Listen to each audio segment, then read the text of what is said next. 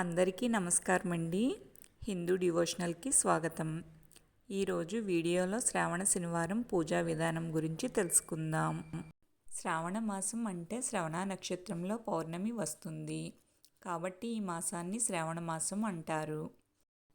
ప్రస్తుతం విష్ణుమూర్తి కలియుగంలో కలిగా అవతరించే వరకు ఆయా రూపాల్లో అంటే పూర్ణ రూపాలు కాకుండా భక్తులను అనుగ్రహించడానికి అవతరిస్తాడు.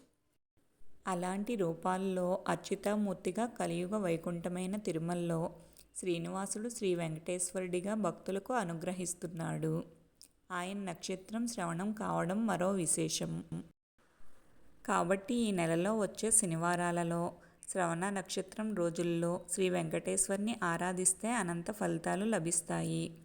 దీనికోసం పూర్వం నుంచి శ్రావణ శనివారాల వ్రతం, పూజ, ఉపవాసం తదితర ఆచారాలు మన దగ్గర ఏర్పడ్డాయి.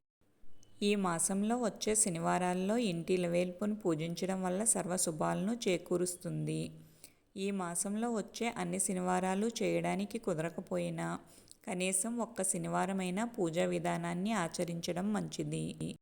శనివారం అంటే శనిదోషాల నివృత్తి కోసం శ్రీ వెంకటేశ్వరుని ఆరాధన చేస్తారు. ముఖ్యంగా కలియుగ దైవం శ్రీ వెంకటేశ్వర ఆరాధన అత్యంత శక్తివంతం. ఈ శ్రావణ శనివారం రోజున ప్రత్యేకంగా శ్రీ వెంకటేశ్వరునికి దీపారాధన చేసి పూజిస్తారు. పూజ గదిలో గోడకు కొద్దిగా పసుపు రాసి దాని మీద కుంకుమతో శ్రీ వెంకటేశ్వర స్వామి నామం దిద్దాలి.